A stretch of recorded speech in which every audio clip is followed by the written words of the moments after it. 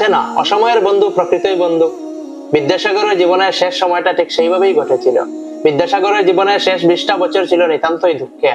যাদের জন্য জীবনের প্রায় সর্বস্ব ত্যাগ করেছিলেন, আকণ্ঠ ডুবে গিয়েছিলেন ঋণে, তাদের অধিকাংশ একে একে ওনার কাছ থেকে সরে গিয়েছিলেন। অনেক প্রভাবশালী ব্যক্তি নানা রকম প্রতিশ্রুতি দিয়েও শেষ পর্যন্ত পাশে থাকেননি। নিজের ভাই হিন্দু প্রেসের মালিকানা পাওয়ার জন্য শুরু করেছিলেন মামলা। অবশেষে ঋণ শোধের জন্য বিদ্যাসাগর বাধ্য হয়েছিলেন সেই প্রেস বিক্রি করে দিতে। প্রথম বিধবা বিবাহকারী শ্রীশচন্দ্রের কাছ থেকে টাকা ধার নিয়েছিলেন বন্ধু মাইকেল মধুসূদনকে বাঁচানোর জন্য। সময় মতো সেই টাকা শোধ করতে না পারায় শ্রীশচন্দ্র হুমকি দিয়েছিলেন মামলা করার। ছেলের দুষ্কর্মের জন্য বাধ্য হয়েছিলেন তাকে ত্যায্য পুত্র করতে। স্ত্রীর সঙ্গেও তৈরি হয়েছিল ব্যবধান।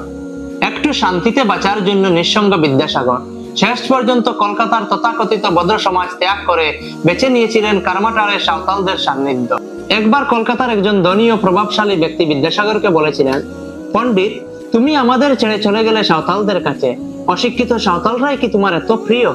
বিদ্যাসাগর অত্যন্ত নম্রভাবে উত্তর দিয়েছিলেন, তোমাদের মতো বিত্তবান আর্য সন্তানদের থেকে আমার অশিক্ষিত সাঁওতালরাই অনেক প্রিয়। তারা আমার সাথে বিশ্বাসঘাতকতা করে না।